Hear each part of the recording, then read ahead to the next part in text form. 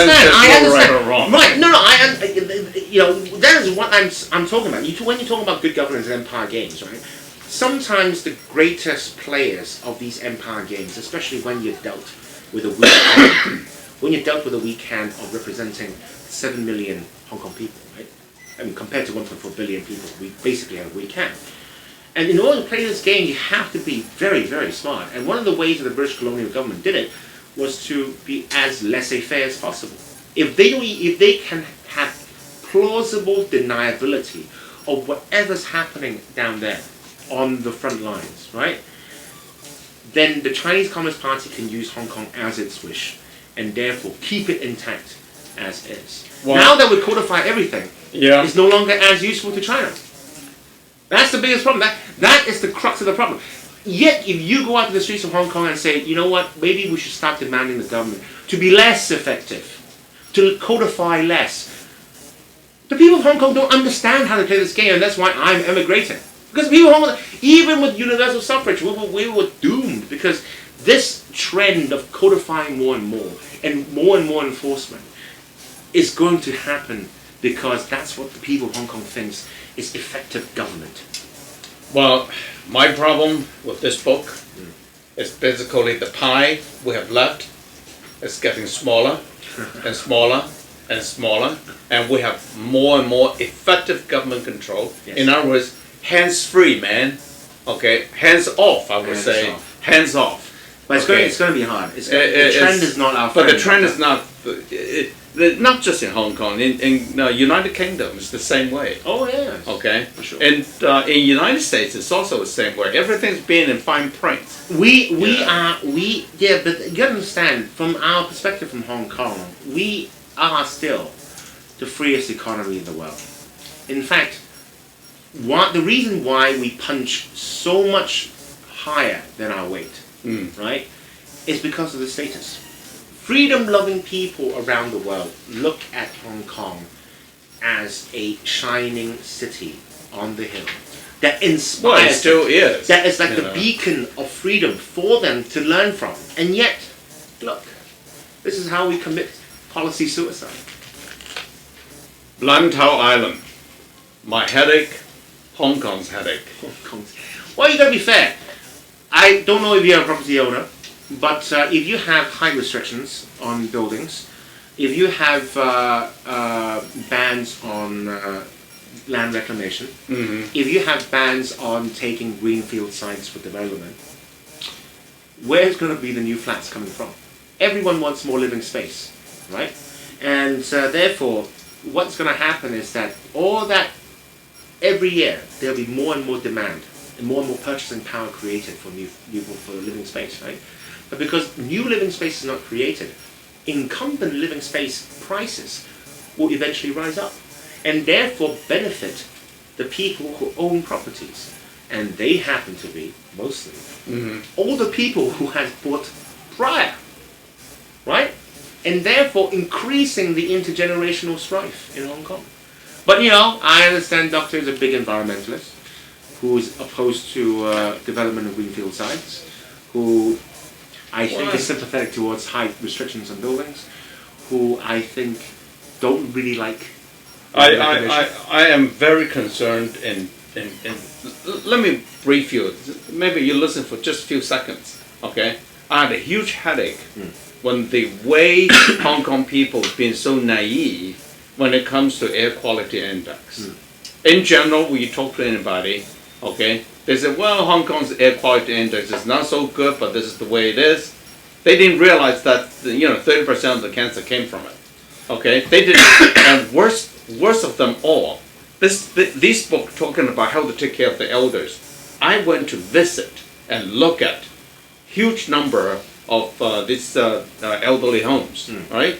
You know what happened? They had the windows open in the most dirtiest street.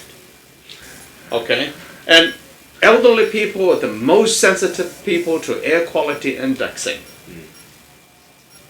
None of these people realize that. You advise them, you talk to them, tomorrow you go to take a look, all the windows are open. Why? Because it's a Hong Kong way. They save money for air conditioning. And the elders need filtered air, not dirty air. And this is what pisses me off, to put it more bluntly. And then more so, they want to spend a lot of money trying to, or attempted to, build a hospital called Chinese Herbal Medical Doctors Hospital. I have nothing against Chinese doctors. Herbal medicine has always been the basis for all medicine, East and West. The Western medicine is the same way as the Chinese medicine, except that when it comes to heart attack, when it comes to operation, when it comes to bone setting sometimes. Okay? The biggest problem with Chinese herbal medicine, Right. or Chinese medicine generally, or Chinese pharmaceutical, right? Chinese style, Right. is the lack of double-blind placebo tests. How do you test? Granted that. How do you test the efficacy? Well, How do you test the effectiveness? How do you test dosage? I mean, you understand there's something called the heat and cool effect, right? Eat, hate, and learn, right? I always ask myself, well, people always tell me that if I eat, say, mangoes, lychees, or durian, fruits that you find in the Far East, that it's supposed to be eat, hate, right? So Why? It's not explained, excuse me. It's not explained, it's not explained. But it doesn't matter, it could be just observed. But my question is, drinking yasei mei is supposed to be learned, right? Or gai yi dou, right? Which is supposed to be remove the heat. No, the Chinese medicine never says that. Excuse me. It's your misconception. Yeah. Because I always says, if I eat two mangoes, Right. how many cups of yasei mei do I have to drink to neutralize it? Well, In Western medicine, they'll tell you, right? Don't carry this wrong message. When they kept say 2 mangoes, which says to me, okay, you are having a chemical stress within you because there's huge amount of sugar, sucrose you consumed. Right. Okay, and the decomposition and the burning away of these sugar, which causes what we call a chemical stress within you, and this chemical stress is known as eat hay to a certain extent. Okay, It has nothing to yes, do with yasei but mei. there are other fruits that has high level of sucrose too, right? Not Yet they do. necessarily. Yet Chinese medicine don't consider them eat hay, right? They're different types of sugar. Just because you don't understand the nature of the sugar, it does not mean that they have to, you know what I mean. If So you- therefore, Yeah. I always say the fundamental problem with Chinese medicine is a lack of the 3 rounds, with the final round especially being the double-blind Well, the test. herbal medical doctors should pay attention to this. They should learn the basis of carbohydrate metabolism. They should learn the basis of the scientific process. I don't care about your theories. Yeah. Test it. Whatever theory it is, just test it empirically, so we can get some data. No data, you can't manage, right? Well, actually, I spent months, to research on one topic in Chinese medicine, the use of copper coins, okay? Oh yes. And yes, yes. the use of copper coins in Chinese medicine, which is so ridiculous, until 1600, Right. okay? All coins got lead in it, Right. okay? Right. And how the hell you can use lead corn to ask people to consume the thing, or burn it, or make medicine out of it? Well, Because You the gotta Chinese respect for tradition, You when gotta- in front of hardcore science, is no meaning. well, all I can say is maybe life expectancy back then was so short that, lead poisoning, it's not going to kill you. Something else will. Maybe that something else was prevented by the lead in the copper coins. I don't know. It's only a hypothesis. Let's don't get into that. We're talking We'll stick with about politics. we're talking about this guy. Okay. I would like to finish this off, okay, with your view, overall view, okay, as a summary. Are we spending our money wisely? Of course not. Of course not. But Why not? The question. For example, we should in education we should be spending money in sending our Right on, children education. abroad. What about Forget the about Chinese university. hospital? The hospital let the free market rule. I mean, even when according to official statistics, Hong Kong only spends 5% of GDP on medical care, right? Compared to what, 18 or 19%? But Hong Kong needs more medical doctors. Let's Hold on, admit it. no. Hmm. You look at objective statistics. Uh-huh. Hong Kong has the highest life expectancy in the world for both sexes. Right. So whatever we're doing is correct. Right. We didn't license our Chinese doctors before, right? Right. Maybe that's the way to go. Well, Chinese doctor are very good in Yangsang. We can argue about why, but I'm simply saying that, you know, we are not spending the amount of money right correctly. You know, we have the biggest problem is whenever government takes action on a certain issue, the biggest signal it sends to the people is that it now becomes responsible for that problem.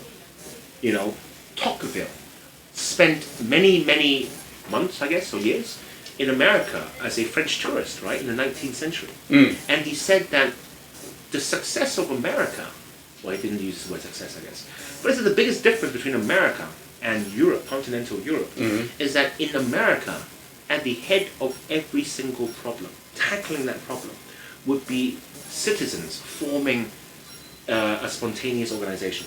You know, if it's because of environmental destructions, they came together to form the Sierra Club, for example. If it's, you know, the blind, people getting, you know, can't see, then it will be the Lions. Well, actually, yeah, it's never really the government. It's always actually that was at least the 19th century. Well, but even now, in continental Europe, the head, the organization in charge of tackling every social problem is the state. And on the level of both efficiency and efficacy, right? America wins because of this spontaneous, of these enthusiastic and concerned citizens coming together to form their own organization. And that was the success of Hong Kong. And every time the Hong Kong government takes more action, it assumes more and more responsibilities, and therefore, you know, Hong Kong people used to love giving to charities, think that it's time to give back.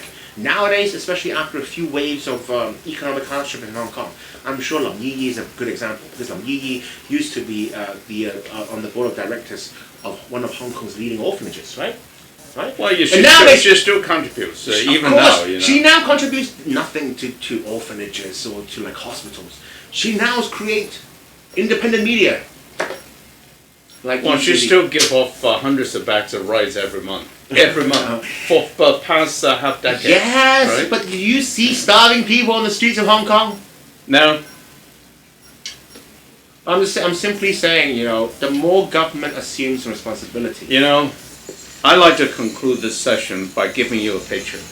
Okay, a picture I can describe to you. Time and again, it hits me and it hits my heart. When I walk on Jordan Road, yes, I've noticed at least 3 elderly over 90-year-olds. They had their back bent 90 degrees due to the lack of medical advice, okay, from whoever. But all these 3 elderly people are pushing a dirty cart, okay, accumulating paper waste, cardboards, to sell for dimes and nickels, okay, pennies. And these people, I talked to them myself. I asked them, why didn't you go out and ask the government for help? He says, I am independent. This is the spirit of Hong Kong. They have the bent back, they are elderly, they went through the hardship of World War I, II, and perhaps in the future, 3. Okay? And yet, okay, they have all my respect. Okay, because they are willing to pick up the dirt, clean up the road, sell their effort, okay? Help with the recycling effort. And, you know, Hong Kong, without government interference. Well, actually, government's interfering. No. The policemen are wise enough not to touch them. Okay? Well, even the government have rules against them. According to the younger generation in Hong Kong, it's very shameful that these old people still choose to work. No, they actually, one lady, she's a millionaire. Excuse me. Okay, but she's over 94 years old. She had her back bent. She continued to work the way she had been. Yeah, but you understand, working for the older generation is a badge of honor. Being productive, for the young people, work is something that is undesirable. So with that remark, I want to advise the people of Hong Kong, with your words, our future may be dim, there might be hope, there might be chances, but not in this damn book. Thank you, ladies and gentlemen.